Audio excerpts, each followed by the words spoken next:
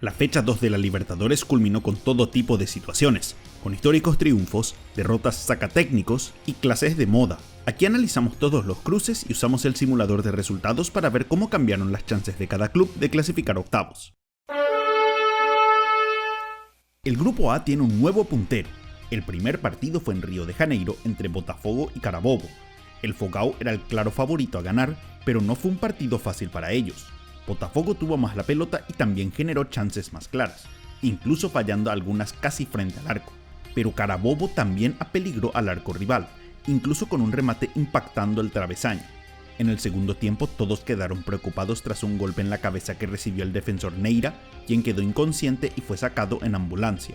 Recién al minuto 88 el local pudo romper el cero, y solo gracias a un desvío tras un tiro libre de Patrick de Paula. Luego del gol, Martins convirtió el 2-0 final, un resultado que no reflejó lo cerca que estuvo el club venezolano de empatar. Carabobo con esto sigue cayendo en la tabla y Botafogo revivió sus chances. El segundo encuentro era el plato fuerte, Estudiantes ante U de Chile en el Estadio 1. Al contrario del partido anterior, en este cruce fue uno donde las emociones llegaron al comienzo, con todos los goles ingresando antes de los 10 minutos de partido. Estudiantes empezó ganando con una excelente definición de Piovi, pero la U dio vuelta al resultado, sorprendiendo a todos. Primero convirtió Charles Aranguis de penal a los 7 minutos, y luego Saldivia, tras un rebote definido de forma acrobática entre 7 defensores del Pincha, para marcar el 2-1.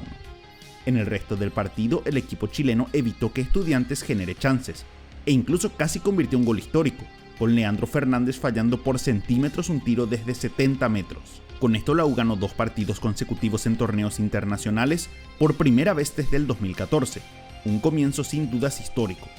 La tabla quedó con U de Chile como líder con 6 puntos, lo siguen Estudiantes y Botafogo con 3, con los argentinos sumando un gol más a favor, y último está Carabobo sin puntos.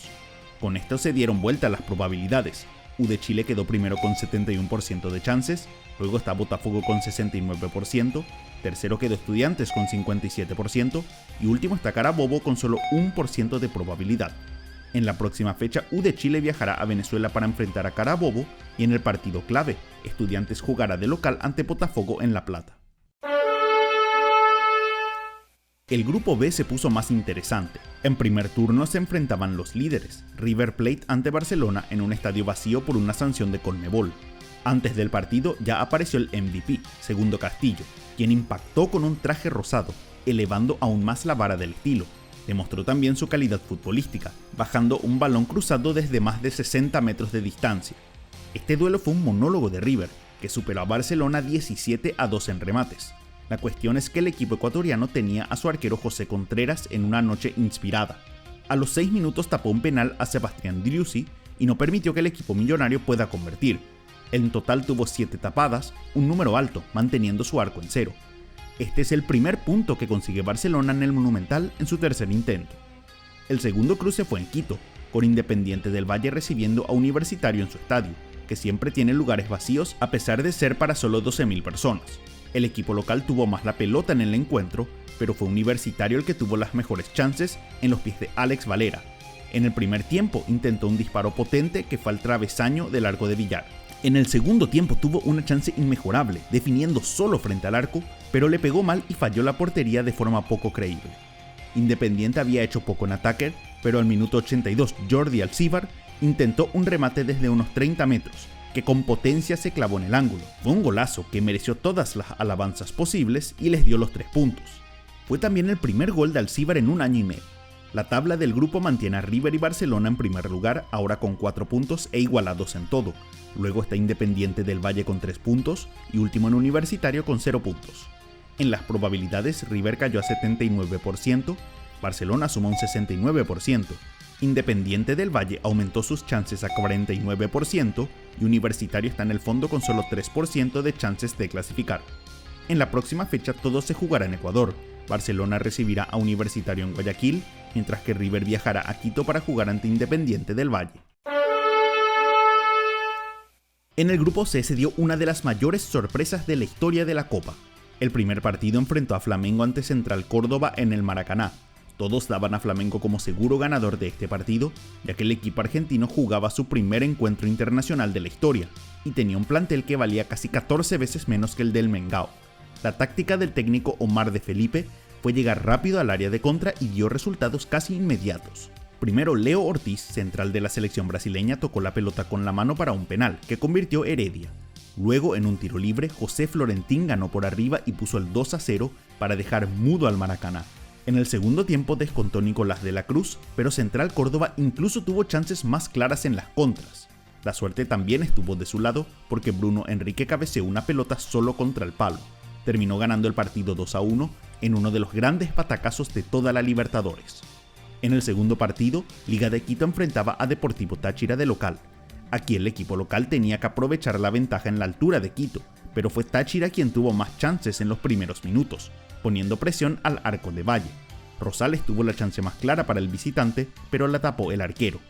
En el segundo tiempo, Liga fue para adelante, aprovechando el cansancio de los venezolanos. Fue al final del partido donde apareció su goleador, Alex Arce. Arce había anotado solo un gol en el 2025, pero recuperó su memoria. Primero anotó tras un gran cabezazo, su mejor arma, y minutos después convirtió el 2-0 tras recibir una pelota en el área. Fue un triunfo merecido por lo que hizo hacia el final, donde el rival no pudo mantener la intensidad.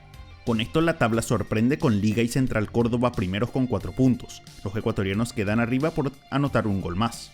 Tercero está Flamengo con 3 puntos y último Táchira sin puntos. Aquí las probabilidades de Flamengo bajaron a un 85%, Liga quedó en 80%, Central Córdoba subió hasta un 33% y Táchira está último con solo 2% de probabilidad de clasificar a octavos. En la próxima fecha Liga recibirá a Flamengo en Quito, mientras que Central Córdoba será local ante Táchira. El grupo D tiene nuevo líder. El primer partido enfrentó a Libertad ante Talleres en Asunción. Este fue el encuentro de los Bob Patiño, ya que Iván Franco marcó el primer gol después de una gran jugada preparada, y luego en el segundo tiempo apareció Adrián Alcaraz para poner el 2-0 final. Alcaraz apenas estuvo en cancha 28 segundos antes que la pelota ingrese al arco, convirtiendo en la primera intervención que tuvo. Talleres, al igual que ante Sao Paulo, intentó muchos remates al arco y no pudo sumar un gol, incluso fallando situaciones increíbles. En las estadísticas vemos que Talleres intentó 24 disparos contra solo 5 de Libertad, algo poco creíble.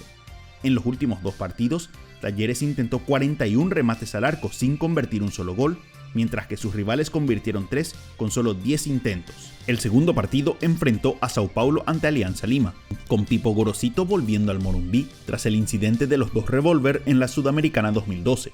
El equipo brasileño era el favorito, pero Alianza generó peligro en el primer tiempo, incluso acertando un tiro al travesaño. En estos minutos apareció Ferreira, delantero del Sao Paulo, quien en 5 minutos anotó 2 goles y parecía que aseguraba una victoria. En el segundo tiempo Alianza no perdió la esperanza y volvió a atacar a su rival. Pudo descontar con un gol de Castillo y luego al minuto 76 Kevin Quevedo marcó un gol inolvidable, una tijera en el área para anotar el empate. Sao Paulo quiso descontar pero no pudo, también acertando un remate por el travesaño en los últimos minutos. Así, Alianza suma su primer punto en la historia jugando en Brasil, después de perder los 19 partidos anteriores. Con esto la tabla quedó con Libertad como puntero con 6 puntos, luego está Sao Paulo con 4, más abajo quedó Alianza Lima con 1 punto, y en último lugar está Talleres, sin punto alguno. En las probabilidades, Libertad quedó primero con 75%, luego está el Sao Paulo con 71%, lo sigue Alianza Lima con 28%, y último quedó Talleres con 26% de chances de avanzar. En la próxima fecha Alianza Lima jugará ante Talleres de local, mientras que Libertad recibirá a Sao Paulo en La Huerta. El grupo E fue otro que tuvo una gran sorpresa. El primer partido fue en el cilindro de Avellaneda entre Racing y Atlético Bucaramanga. La academia llegaba con confianza plena tras golear a Fortaleza de visitante, pero enfrentaba a un equipo con una estrategia clara: ser efectivos en ataque. Los locales llegaron más en el primer tiempo, pero Aldair Quintana tuvo buenas intervenciones. Fue en el segundo tiempo donde el juego de Bucaramanga dio resultados. Aprovechó una desatención de Racing en un tiro libre para contraatacar y que Pons marque de cabeza el 1-0. Ya con los rivales atacando para empatar, los dirigidos por Leonel Álvarez iniciaron otra contraletal que definió Sambueza. Fueron los primeros goles de Bucaramanga fuera de Colombia por Copa Libertadores en sus participaciones, sellando una victoria histórica por 2-1. Racing cayó ante su primer rival no brasileño en 8 partidos internacionales, después de sumar 5 victorias consecutivas. El duelo entre Colo-Colo y Fortaleza tuvo una tragedia, ya que 2 hinchas fallecieron en las afueras del Estadio Monumental queriendo ingresar. El partido, sin tacto alguno de la organización, igual se jugó, pero quedó suspendido tras la invasión de barras cerca del minuto 70. La próxima fecha enfrentará a Colo-Colo ante Racing en Santiago, aunque no sabemos si habrá público o si será en la misma cancha, y luego Bucaramanga recibirá a Fortaleza en Colombia. El grupo F está siendo controlado por los brasileños. En el primer partido, Nacional recibió a Bahía en el Gran Parque Central. Pablo Peirano era el nuevo técnico y se esperaba una mejoría en el equipo. Esto no se vio en cancha, más allá de los cambios de esquema. Ambos equipos llegaron poco al arco rival sin generar muchas chances. Más allá de ello, fue Bahía el equipo que tuvo más la pelota y generó más en ataque. Al minuto 64 apareció Eric Pulga, quien ya fue figura el partido pasado, para definir con un gran remate y marcar el 1-0, que sería el resultado final. Con esto Bahía sumó un triunfo clave de visitante, mientras que Nacional quedó hundido en la clasificación. Solo 10 de 63 equipos han clasificado sumando 0 puntos en las primeras 2 fechas, un mal precedente. En el segundo encuentro, Inter recibió a Atlético Nacional en el Beira Río. El equipo verdolaga fue el mejor del grupo en la fecha 1 y demostró tener intención de atacar en el primer tiempo, intentando muchos remates desde fuera del área. El segundo tiempo terminó siendo el momento de Alan Patrick en el Inter. Primero Atlético Nacional cometió un penal que luego convirtió en el número 10. Kevin Viveros tuvo la chance de empatar pero falló un mano a mano donde tenía todo a favor. Luego, tras una expulsión de Inestrosa, el Inter aprovechó su ventaja para que Alan Patrick convierta otro penal y luego anote su hat-trick en los últimos minutos. Fue un resultado muy abultado para lo que propuso Atlético Nacional. En las estadísticas podemos ver que intentó más remates al arco y no estuvo lejos en posesión de balón. Con estos resultados, Inter y Bahía quedaron como punteros del grupo con 4 puntos cada uno, con Inter sumando más goles. Atlético Nacional quedó tercero con 3 unidades y Nacional está último sin punto alguno. En las probabilidades, Inter sigue primero con 73% de chances. Ahora lo sigue Bahía con un 59% de probabilidad. En tercer lugar está Atlético Nacional, que cayó un 44%, mientras que Nacional está en el fondo con 24% de chances de clasificar. En la próxima fecha, Inter volverá a ser local, ahora ante Nacional, y Bahía recibirá en el Arena Fonchinova a Atlético Nacional. En el grupo G se dio todo como se esperaba. Ambos partidos se jugaron en simultáneo, con Bolívar recibiendo a Sporting Cristal en La Paz. El planteamiento del equipo peruano se vino abajo antes de los 10 minutos porque Tábara cometió un penal que convirtió Fabio Gómez. Desde aquí fue un monólogo del equipo local, aunque Cristal tuvo una chance donde Christopher González remató contra el palo. La diferencia en las estadísticas fue muy clara, con el Bolívar promediando 75% de posesión e intentando 27 remates al arco, casi 20 más que los peruanos. El hombre destacado del Bolívar volvió a ser Ramiro Vaca. Esta vez sus goles fueron útiles para una victoria, con el segundo siendo otro golazo, el tercero de gran factura en esta Libertadores para él. El resultado podría haber sido incluso más amplio, pero los bolivianos fallaron varias situaciones claras, aunque el 3-0 les viene bien igual. En el otro encuentro, Palmeiras jugó ante Cerro Porteño en el Allianz Parque, que, como muchos otros partidos, tenía un escenario puesto atrás de uno de los arcos. En este caso el concierto del Palmeiras no fue el mejor dentro de la cancha, aunque sí fue suficiente para ganar el partido. El gol de la victoria lo marcó Richard Ríos, quien en el festejo hizo callar a la afición, quienes lo silbaron todo el segundo tiempo. Esto se arregló en parte cuando Ríos pidió perdón al ser cambiado. Cerro había puesto un sistema para anular los ataques del Palmeiras, pero no pudo crear peligro al arco de Beverton. Esto fue más notorio en el segundo tiempo, ya que nunca estuvo cerca de convertir el empate, a pesar de la necesidad. Quien fue figura en el equipo fue Gatito Fernández, quien tapó varias situaciones de los brasileños. La tabla quedó con Palmeiras como líder de grupo con 6 puntos, Bolívar y Cerro Porteño están en segundo lugar con 3 puntos, con Bolívar arriba por anotar más goles, mientras que Cristal está en el último lugar sin puntos. En las probabilidades, Palmeiras está casi clasificado, con 99% de chances. Lo sigue Cerro Porteño con 49%, Bolívar está ahí nomás con 48%, mientras que Sporting Cristal solo tiene 4% de chances de avanzar de ronda.